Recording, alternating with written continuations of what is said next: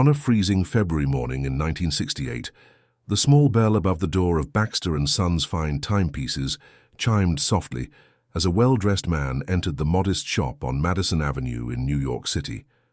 Thomas Baxter, the third-generation watchmaker whose calloused fingers had repaired thousands of mechanisms over 4 decades, glanced up from his workbench where he was carefully adjusting the balance wheel of a vintage Patek Philippe. The customer wore an expensive overcoat and carried himself with the quiet confidence of someone accustomed to being obeyed. What neither man could have predicted in that moment was that this routine repair would unravel one of the most sophisticated Soviet intelligence operations on American soil and forever change the landscape of Cold War counter-espionage. But before we dive into this story, make sure to leave a like and subscribe to the channel so we can bring you the most gripping Cold War and espionage stories every day. And tell me in the comments where you're watching from. It really helps support us. Thomas Baxter had inherited more than just his shop from his grandfather. He had inherited a philosophy. Every timepiece, no matter how humble, deserved the same meticulous attention as the finest Swiss chronograph. His workshop occupied the back room of the narrow storefront, a cluttered sanctuary filled with the gentle ticking of dozens of clocks, the sweet smell of watch oil, and the accumulated wisdom of half a century of horological expertise. At 63 years old, Thomas moved with the deliberate precision of a man who understood that rushing led to mistakes, and mistakes in his profession could destroy mechanisms that had faithfully kept time for generations. The customer introduced himself as Viktor Petrov, and his accent carried the faint traces of Eastern Europe, though he claimed to be a naturalized American citizen who worked as a trade consultant for international shipping companies. He produced from his pocket a Soviet-made Poljot watch, one of the sturdy utilitarian timepieces manufactured in Moscow at the first Moscow watch factory. The watch itself was unremarkable. Thomas had seen dozens of Soviet watches over the years, usually brought in by diplomats, journalists, or the occasional tourist who had visited the Soviet Union. They were functional pieces, built with practical engineering rather than artistic flourish, and they generally kept decent time despite their basic construction. Thomas accepted the watch and examined it under his magnifying loupe. The case showed normal wear, and when he held it to his ear, the movement sounded healthy, though the customer insisted it was running several minutes slow each day. Thomas quoted his standard repair price of $15, and Petrov agreed without hesitation. He would return in 1 week to collect the timepiece. After the customer departed, Thomas placed the watch on his workbench among the dozen other pieces awaiting his attention, thinking nothing more of the routine transaction. 2 days passed before Thomas got around to opening the Poljot. His systematic approach meant working through repairs in the order they arrived, and that Thursday afternoon, the Soviet watch finally reached the top of his queue. He removed the case back with practiced ease and immediately noted something unusual. The movement was cleaner than expected, almost pristine, as if it had been recently serviced. Moreover, for a watch supposedly losing time, the balance wheel appeared to be functioning perfectly. Thomas removed the movement from the case, his magnifying loupe revealing details invisible to the naked eye. Soviet movements were known for their robustness, but lacked the refined finishing of Swiss or American high-grade pieces. This particular movement, however, showed signs of modification. Several screws appeared newer than the surrounding components, and there were faint tool marks around the bridge that secured the mainspring barrel. These were not the marks of factory assembly, but rather the telltale traces of careful, deliberate work performed after the watch left the production line. His curiosity piqued, Thomas decided to disassemble the movement completely. It was not strictly necessary for a timing adjustment, but something about the inconsistencies troubled his experienced eye. As he carefully removed each component, placing them in precise order on his work mat, he noticed that the mainspring barrel itself seemed slightly heavier than it should be. Soviet watchmaking emphasized durability over miniaturization, but even accounting for their robust construction methods, this barrel felt wrong. Thomas held the barrel up to the light, turning it slowly. The brass cylinder appeared normal, its surface showing the expected patina of use. But when he gently shook it near his ear, he detected the faintest rattle, something that should not exist inside a properly assembled mainspring barrel. His hands, steady despite his age, reached for his smallest screwdriver. The barrel opened with more resistance than usual, and inside, coiled around the actual mainspring, was something that did not belong in any timepiece. A strip of photographic film, barely wider than a human hair and wound with extraordinary care, lay nestled within the mechanism. Thomas carefully extracted it with tweezers, his breath catching as he realized what he was holding. Even to his untrained eye in matters of espionage, the presence of concealed film inside a watch could mean only one thing. The year 1968 found America deep in the paranoia of Cold War tensions, and stories of Soviet spies had dominated newspapers for 2 decades. The memory of Julius and Ethel Rosenberg, executed 15 years earlier for passing atomic secrets to the Soviets, remained fresh in the national consciousness. Thomas sat motionless for several long minutes, the film resting on his work mat, his mind racing through possibilities. He could simply reassemble the watch, pretend he had never seen anything, collect his fee, and forget this ever happened. Getting involved with spy cases meant dealing with the FBI, with interrogations, with the possibility of retaliation from people who played a far more dangerous game than repairing watches.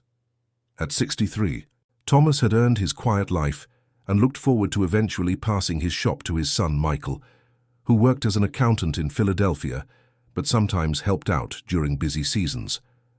But Thomas Baxter had served in the Army Signal Corps during World War II, working on communications equipment in Europe during the final year of the war. He had seen what totalitarian regimes could do, had spoken with survivors of concentration camps, had witnessed the ruins of cities destroyed by fascist aggression. The Soviet Union might have been America's ally then, but in the decades since, it had revealed itself as a different kind of threat, one that used deception and subversion instead of tanks and bombers. His decision made, Thomas carefully placed the film in a small envelope, sealed it, and locked it in his office safe. He then reassembled the watch movement, replacing the modified mainspring barrel with a standard replacement from his parts inventory. The Poljot would keep perfect time now, but it would no longer serve as a transportation device for whatever secrets that film contained. The next morning, Thomas closed his shop and took the subway downtown to the Federal Building at 266 Broadway. The building housed multiple government agencies, including the New York field office of the Federal Bureau of Investigation. Thomas had never been inside the building before, and the security procedures, the stern-faced guards, and the bureaucratic atmosphere made him feel distinctly out of place. He asked to speak with someone about a matter of national security, a phrase that sounded melodramatic even to his own ears. After a 40-minute wait, Thomas found himself in a small, windowless interview room sitting across from Special Agent Robert Morrison, a man in his mid-30s, whose skeptical expression suggested he had heard plenty of wild stories from well-meaning citizens who saw Soviet conspiracies in every shadow. Morrison listened politely as Thomas explained about the watch, the hidden film, and the customer who called himself Victor Petrov. The agent's demeanor shifted noticeably when Thomas produced the envelope containing the film. Morrison left the room, taking the film with him, and returned 20 minutes later with a senior agent named Edward Walsh, a silver-haired man whose stern features and penetrating gaze suggested decades of experience in counterintelligence work. Walsh asked Thomas to repeat his entire story from the beginning, interrupting frequently with detailed questions about the watch's condition, the customer's appearance and behavior, and the specific modifications to the mechanism. Thomas answered each question carefully, drawing on his detailed memory for mechanical specifications. The agents explained that the FBI would need to keep the film for analysis and asked Thomas to continue with his normal routine. When Victor Petrov returned to collect his watch, Thomas should act completely natural, make no mention of the discovery, and simply hand over the repaired timepiece. The FBI would handle surveillance and investigation. Walsh also made clear that Thomas must tell absolutely no one about this incident, not his wife, not his son, not his closest friends. Disclosure could compromise an active counterintelligence operation and potentially endanger Thomas himself. Thomas agreed, though the weight of the secret felt heavier than any watch he had ever carried. The agents assured him they would be in contact and reminded him of the serious penalties for discussing classified information. As Thomas rode the subway back to his shop, he felt as though he had crossed some invisible threshold into a shadowy world he had only read about in newspapers. The week passed with agonizing slowness. Thomas went through his normal routines, repairing watches, greeting customers, maintaining the comforting rhythms of his trade. But every time the door chime sounded, his pulse quickened, wondering if Viktor Petrov had returned. The FBI had given him a phone number to call immediately if Petrov appeared, but otherwise, Thomas was to act as though nothing had changed. The strain of maintaining normalcy while carrying such a weighty secret affected Thomas more than he had anticipated. His wife, Margaret, a retired school teacher who had spent 40 years helping children learn to read, noticed that her husband seemed preoccupied. She asked several times if something was wrong, if he was feeling ill, if the business was having problems. Thomas deflected these concerns with vague mentions of a complicated repair project and general fatigue, hating the necessity of lying to his wife, but understanding the absolute requirement for secrecy that Agent Walsh had emphasized. During those 7 days, Thomas found himself analyzing his other customers with new suspicion. The young man who brought in a Russian-made camera for cleaning, was he merely a photographer or something more sinister?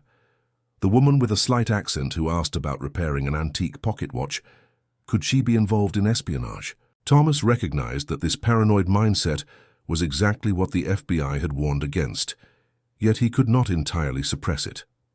The revelation that Soviet intelligence operations were not abstract threats from newspaper headlines, but actual activities occurring in his own shop had fundamentally altered his perception of the world around him. He thought often about the film itself and wondered what exactly it contained. The FBI agents had been professional but not particularly forthcoming with details. Thomas understood operational security, but his curiosity about what information had been considered worth the risk and complexity of concealing it inside a watch mechanism remained intense. Were these documents about nuclear weapons, about military bases, about government communications? The ambiguity allowed his imagination to construct various scenarios, each more consequential than the last. Thomas also reflected on Viktor Petrov himself.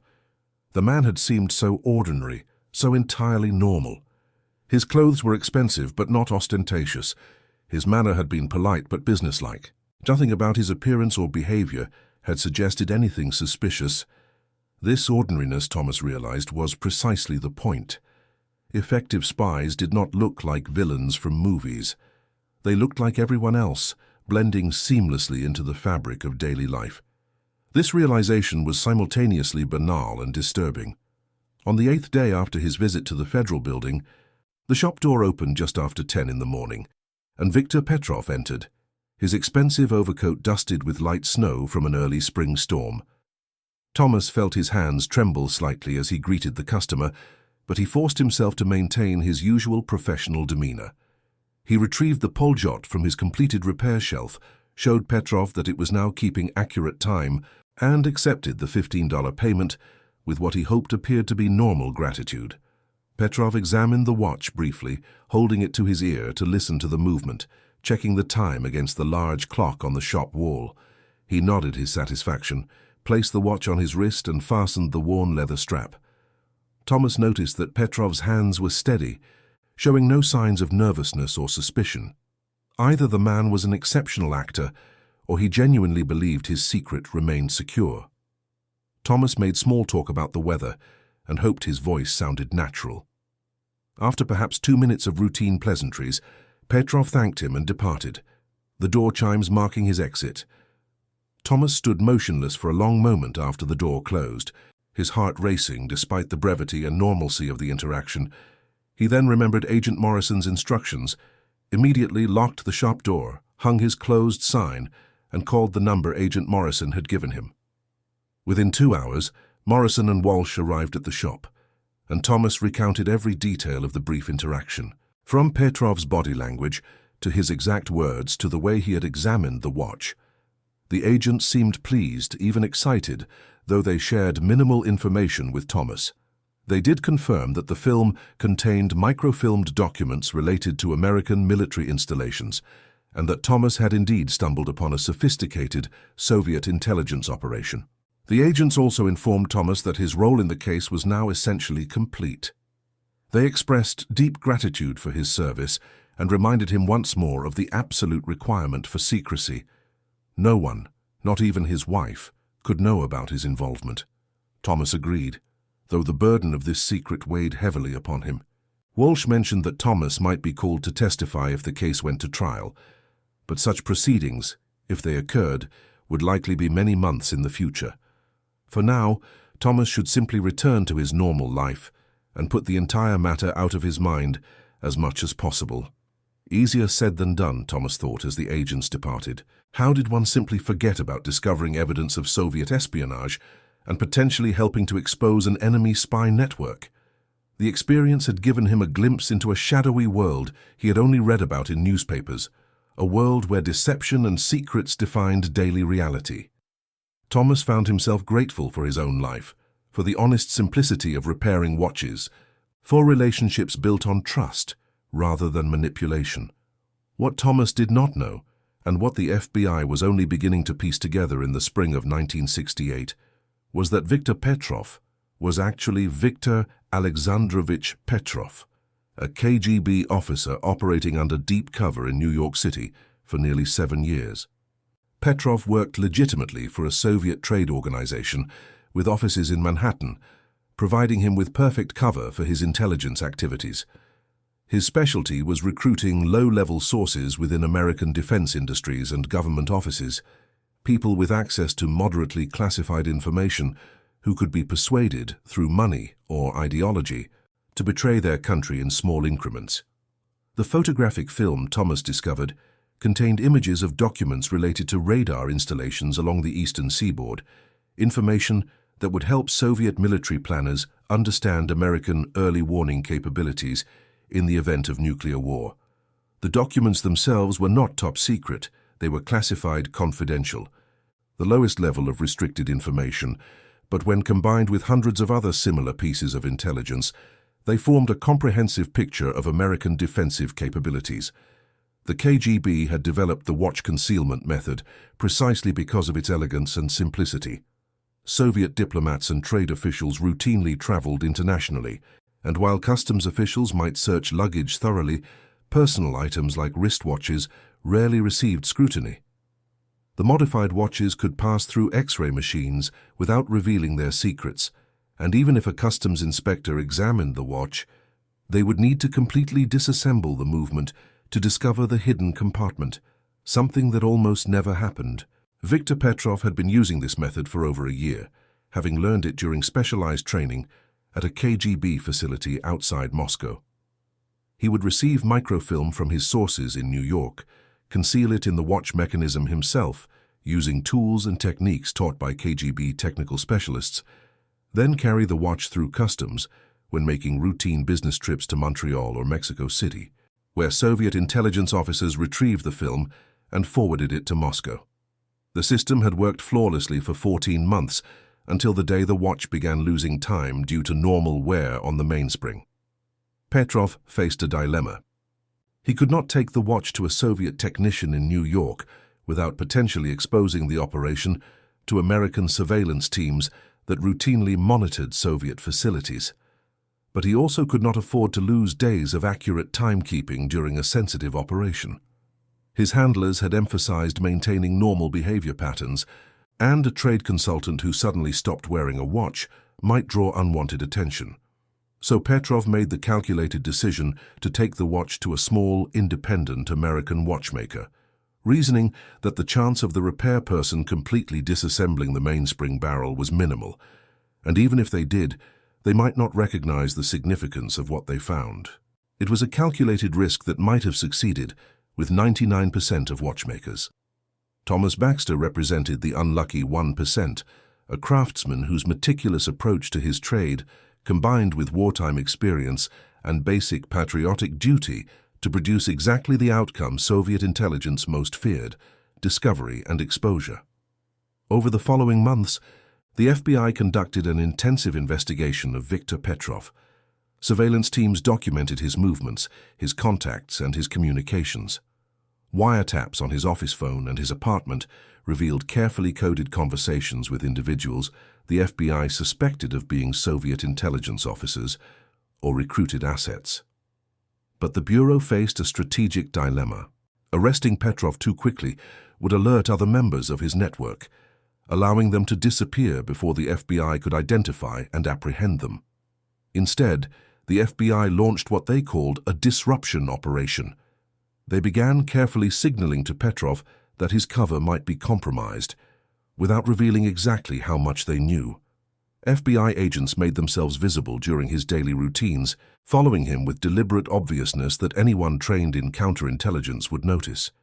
His office received phantom phone calls that disconnected when answered. Letters arrived at his apartment, with slight indications they had been opened and resealed. The psychological pressure was intense and intentional. The FBI wanted Petrov to panic, to reach out to his handlers in ways that would expose the broader network. The strategy worked. In June of 1968, Petrov made an emergency contact with his KGB superior, requesting immediate exfiltration back to the Soviet Union. This contact, conducted through an elaborate system of signals involving chalk marks on a Manhattan mailbox and a meeting in Central Park, was observed and documented by FBI surveillance teams. The meeting in Central Park revealed the identity of Petrov's direct handler, a Soviet diplomat named Alexei Volkov, who worked at the Soviet mission to the United Nations and possessed diplomatic immunity. The FBI could not arrest Volkov, but they could declare him persona non grata and expel him from the United States. More importantly, the meeting exposed 3 other individuals who served as couriers in the network, none of whom enjoyed diplomatic protection. In August of 1968, the FBI executed coordinated arrests of Viktor Petrov and 6 other individuals connected to his espionage network. The arrests represented one of the most significant counterintelligence successes of the late 1960s, rolling up an operation that had been funneling American military and industrial secrets to Moscow for years. Petrov himself, lacking diplomatic immunity, faced federal charges under the Espionage Act. The trial that followed became something of a sensation in New York newspapers, though much of the evidence remained classified and was presented to the jury in closed sessions. Thomas Baxter was called to testify about his discovery of the concealed film, and his appearance in court represented one of the few times ordinary citizens got to glimpse the hidden world of espionage and counter-espionage. Thomas described in careful detail the unusual modifications to the watch mechanism, his decision to investigate further, and his choice to report his findings to the FBI. The prosecution used Thomas's testimony to establish that Petrov had knowingly possessed materials intended for transmission to a foreign power, and that the sophisticated concealment method demonstrated guilty knowledge and intent. Defense attorneys argued that Petrov was merely a trade official who had purchased a watch in Moscow without knowledge of any modifications.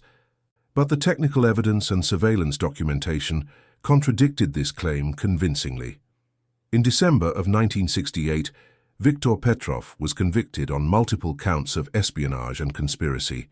The judge sentenced him to 30 years in federal prison. However, Cold War politics intervened before Petrov served significant time. In February of 1970, as part of a broader diplomatic negotiation, following the arrest of 2 American students in the Soviet Union on trumped-up espionage charges, the United States and Soviet Union arranged a prisoner exchange. Petrov was flown to East Berlin and exchanged for the 2 students plus a retired CIA officer who had been imprisoned in Moscow for 5 years. Thomas Baxter's role in the case remained largely unknown to the general public. The FBI, concerned about protecting their methods and sources, downplayed the specific circumstances of the discovery in public statements. Newspaper accounts mentioned that the investigation began with information from a confidential source, but provided no details. Thomas preferred it that way. He had no desire for publicity or recognition. His reward was knowing he had done his duty and potentially prevented harm to his country. The FBI, however, did not forget Thomas's contribution. In a small private ceremony at the New York field office, he received a letter of commendation from the director of the FBI, recognizing his alertness and patriotic service. More practically, the Bureau also established contact protocols with Thomas and several other watchmakers in major cities, asking them to report any unusual modifications or suspicious customers seeking repairs on Soviet-made timepieces. This informal network of watchmakers proved surprisingly effective. Over the next decade, 3 other instances of watch concealment espionage were detected through similar circumstances, though none generated the same level of success in rolling up broader networks. The KGB, learning from the Petrov case, shifted to other concealment methods, including hollowed-out chess pieces, modified fountain pens, and specially constructed shoes with hidden compartments. Thomas Baxter continued operating his watch shop until 1978, when he finally retired at age 73 and turned the business over to his son, Michael, who had left accounting to pursue the family trade. Thomas lived another 12 years, passing away peacefully in his sleep in 1990. Just as the Cold War he had played a small but significant role in fighting was drawing to its close with the collapse of the Soviet Union. In the decades since, the Petrov case has been studied in counterintelligence courses as an example of how seemingly minor details can unravel sophisticated operations. The KGB officer who designed the watch concealment system was quietly transferred to other duties after the operation's exposure, his career effectively ended by the failure. The 3 American citizens arrested alongside Petrov all received prison sentences ranging from 7 to 15 years, their lives destroyed by decisions to betray their country for modest payments that totaled less than $30,000 combined. For Thomas Baxter, the experience confirmed something he had always believed, that attention to detail mattered, that craftsmanship demanded honesty, and that the small actions of ordinary people could have extraordinary consequences.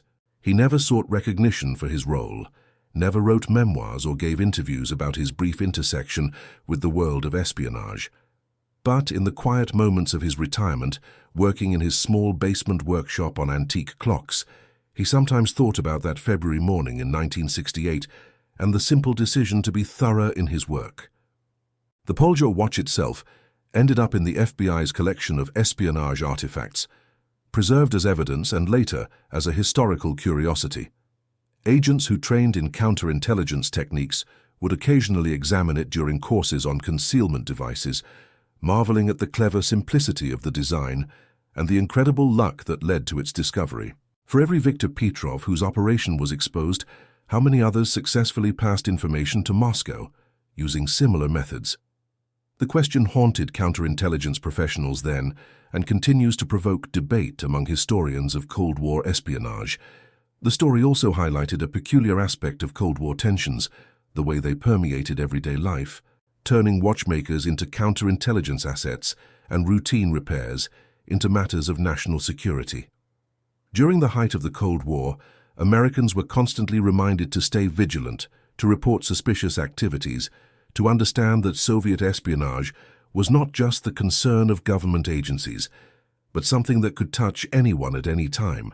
Thomas Baxter embodied the citizen defender that Cold War civil defense propaganda attempted to cultivate, though his contribution came not from paranoia, but from professional expertise and moral clarity.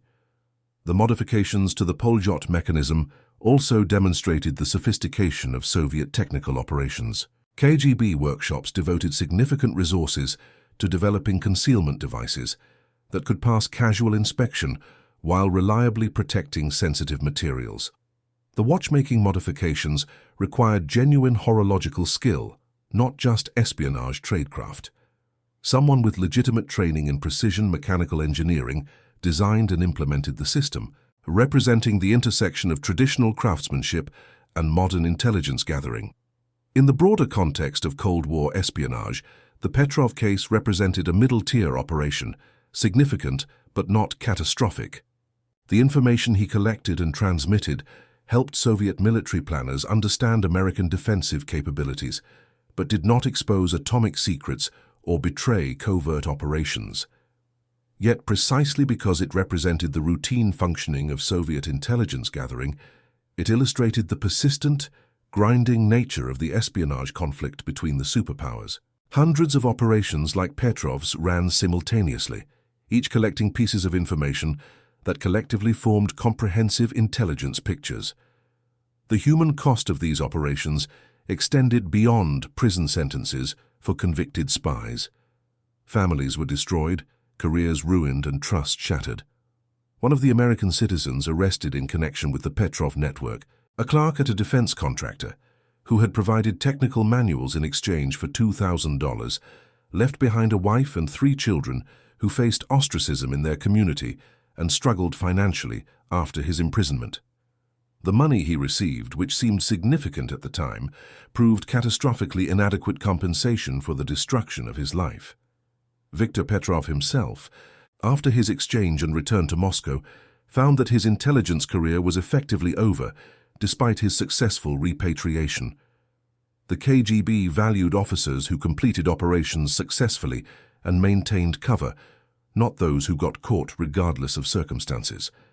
Petrov spent his remaining years working in relatively minor positions within Soviet intelligence bureaucracy, his dreams of advancement dashed by that moment when he decided to take his malfunctioning watch to an American repair shop instead of simply buying a new timepiece.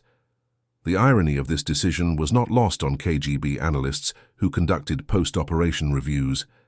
Petrov's adherence to the principle of maintaining normal behavior patterns, showing consistency in wearing his regular watch, directly led to his exposure. Yet deviating from normal patterns, suddenly appearing with a different watch, might have also triggered suspicion from American surveillance teams known to document such details. In the impossible calculus of deep cover operations, there were no guaranteed safe choices, only calculated risks with uncertain outcomes. Thomas Baxter, the unlikely catalyst for this cascade of consequences, never viewed himself as a hero or even as someone who had done anything particularly remarkable. He had simply done his job thoroughly, noticed something wrong, and reported it to appropriate authorities. In his mind, any competent watchmaker would have done the same, though subsequent FBI analysis suggested that most repair shops operated under time pressures and economic constraints that discouraged the kind of meticulous examination Thomas routinely performed.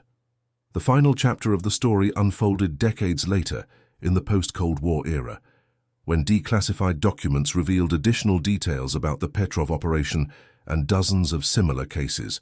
Historians gained access to both American and Soviet intelligence files, allowing them to piece together more complete pictures of how these operations functioned.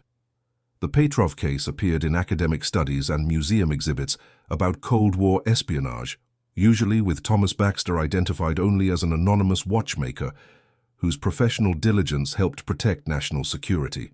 The declassified documents painted a fascinating picture of how the KGB operation evolved and eventually unraveled. Internal Soviet intelligence reports from the late 1960s showed that the watch concealment method had been considered highly secure until the Petrov exposure. KGB technical specialists had tested the modified watches extensively, passing them through various security checkpoints and even deliberately subjecting them to thorough customs inspections. In controlled tests, the concealment had never been discovered because inspectors lacked both the time and expertise to completely disassemble precision watch movements. What the KGB had not anticipated was the variable of individual craftsmanship and professional curiosity. Their risk assessments assumed that American watchmakers, operating under commercial time pressures and motivated primarily by profit, would perform minimal repairs necessary to satisfy customers. Thomas Baxter's approach, treating each timepiece as worthy of complete attention, regardless of its monetary value, fell outside their operational assumptions. This miscalculation illustrated a broader challenge in intelligence planning, accounting for human variability in supposedly routine situations.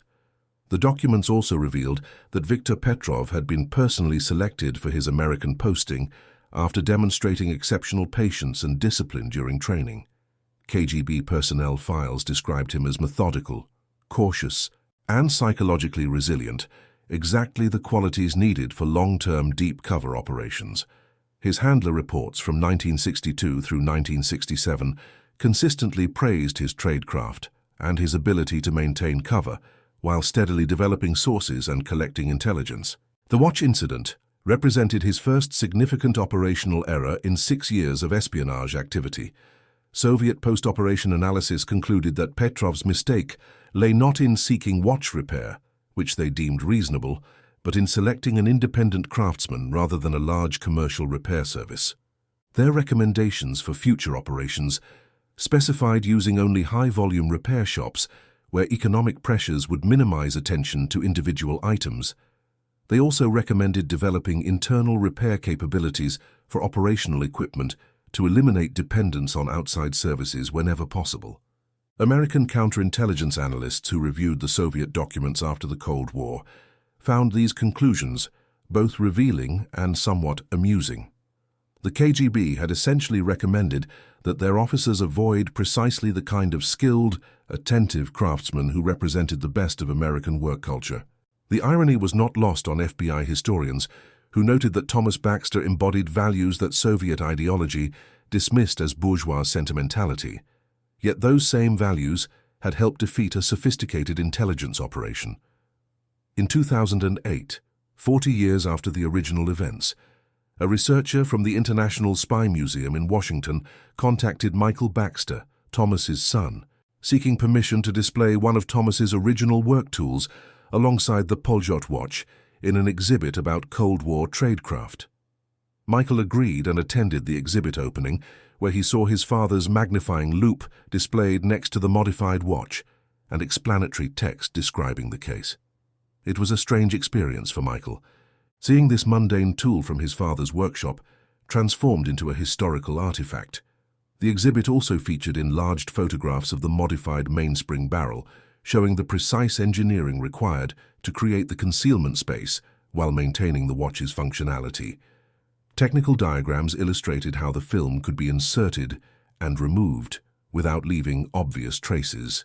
Museum visitors expressed fascination with the simplicity and cleverness of the design. Many commented that they had expected spy gadgets to be more elaborate, more like the fictional devices from James Bond films. The reality of espionage concealment, it turned out, favored elegant simplicity over technological complexity. Michael Baxter spoke at the exhibit opening about his father's character and work ethic. He described Thomas as a man who genuinely loved his craft, who could spend hours explaining the history and mechanics of timepieces to anyone who showed interest. Thomas had viewed watchmaking not merely as a business, but as a calling, a way to preserve mechanical artistry in an increasingly electronic world. This dedication to craft, Michael explained, made his father incapable of performing superficial repairs, even when economic logic suggested doing so would be more profitable. The museum exhibit sparked renewed interest in the Petrov case among intelligence history enthusiasts. Several journalists wrote feature articles about the case, emphasizing the human element of espionage work and the role of ordinary citizens in counterintelligence. These articles typically portrayed Thomas Baxter sympathetically, as an everyday American whose competence and integrity accidentally intersected with world events. The stories resonated with readers who appreciated narratives that highlighted individual agency and moral clarity rather than institutional power and bureaucratic procedures. One particularly detailed article in a national magazine explored the psychology of Viktor Petrov, drawing on declassified debriefing reports and interviews with retired intelligence officers who had studied the case. The article revealed that Petrov, during his brief imprisonment before the prisoner exchange, had expressed genuine respect for the watchmaker whose discovery led to his capture. According to the interviewing FBI agent's notes, Petrov stated that he held no anger toward Thomas Baxter, recognizing that the watchmaker had simply performed his job honestly and drawn reasonable conclusions from what he found. This mutual respect between adversaries, the article suggested, illustrated an important aspect of Cold War espionage that popular culture often missed. While the stakes involved nuclear weapons and global power dynamics, the actual practitioners on both sides frequently maintained professional regard for worthy opponents. Soviet intelligence officers and American counterintelligence agents existed in a strange relationship of mutual comprehension, understanding the pressures and challenges each faced, even while working to defeat each other's operations. The article also explored the fate of the 6 other individuals arrested in connection with the Petrov network. 3 had been low-level couriers who transported materials within the United States, moving packages between New York and Washington or New York and Boston without necessarily knowing the contents. Their sentences ranged from 5 to 7 years, reflecting their limited roles. 2 others had been more deeply involved, actively collecting information from their workplaces and passing it to Petrov. These individuals received sentences of 12 and 15 years, respectively. The 6th person, a Soviet national working at the United Nations who possessed diplomatic immunity, was expelled from the United States, but never faced criminal charges. Of these 6, 4 had been motivated primarily by money, rather than ideological commitment to communism. Their recruitment followed patterns typical of Soviet intelligence operations during that era, identifying individuals with financial pressures or personal problems, offering help in the form of cash payments, then gradually increasing demands for information, while the growing complicity made escape increasingly difficult. By the time these individuals realized the seriousness of their actions, they felt trapped between continued cooperation and the terrifying prospect of exposure and prosecution. The exhibit text explained that the case represented the intersection of ordinary American life with extraordinary Cold War tensions, how attention to craftsmanship and professional ethics served national security, and how small details could have disproportionate consequences in intelligence work. Visitors to the museum could examine the actual watch, though they could no longer see the hidden film compartment, since the FBI had removed and retained that evidence separately. The story of Thomas Baxter and Victor Petrov also found its way into training materials for various intelligence and law enforcement agencies. The Defense Counterintelligence and Security Agency used the case in courses teaching intelligence officers and security personnel to recognize concealment devices and understand that espionage often involved clever simplicity rather than elaborate gadgetry. The case reminded students that real-world intelligence work differed significantly from Hollywood's portrayal of high-tech spy equipment and dramatic confrontations. Perhaps the most significant legacy of the case was the network of civilian specialists the FBI developed in response to Thomas's discovery. Recognizing that many technical professionals, from watchmakers to camera repair specialists to electronics technicians, encountered equipment and devices in their work that might contain concealment mechanisms, the Bureau established formal and informal relationships with such specialists in major cities. These relationships occasionally produced intelligence leads and helped identify other espionage operations over the subsequent decades. The Cold War, which provided the context for Thomas Baxter's encounter with Soviet espionage, ended peacefully in 1991 with the dissolution of the Soviet Union. The ideological struggle between capitalism and communism, the nuclear standoff between superpowers, and the espionage conflicts that characterized the era all became subjects for historians rather than daily realities for anxious citizens. But the lessons from cases like Victor Petrov's remained relevant as new intelligence challenges emerged in the post-Cold War world. Thomas Baxter never lived to see the Soviet Union collapse, though he witnessed many of the events that led to its eventual downfall. In his final years, retired from active work but still maintaining his workshop as a hobby, he occasionally reflected on his brief role in the larger drama of his era. He told his son that the most surprising aspect of the whole experience was how ordinary it had seemed at the time. He had simply done his job properly, noticed something wrong and reported it. The consequences, dramatic as they became, flowed from that simple chain of professional competence and civic responsibility. And that concludes our story. If you made it this far, please share your thoughts in the comments. Don't forget to subscribe for more incredible stories, and check out the video on screen. I'm sure you'll enjoy it. See you next time.